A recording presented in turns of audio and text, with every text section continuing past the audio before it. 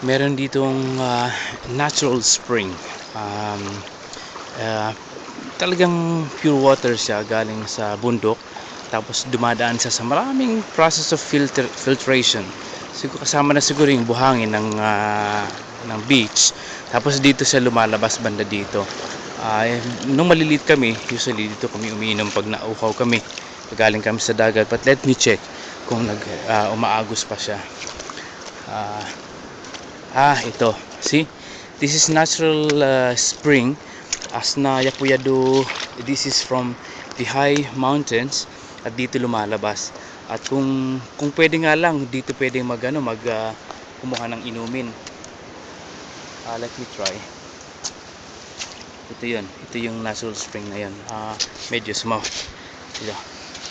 Yeah. Tumuyog the water is flowing. Let me try to drink kung medyo maalat pa siya. Hindi.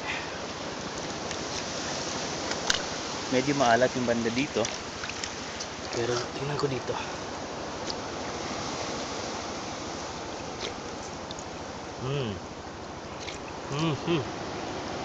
It's real water.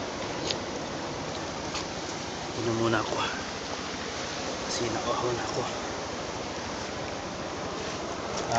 Ganitong uminom dito.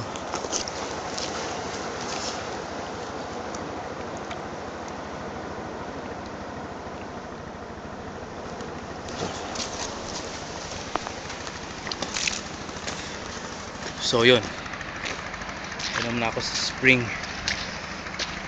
Wala dyan yung mga nakaboting mga mineral water daw.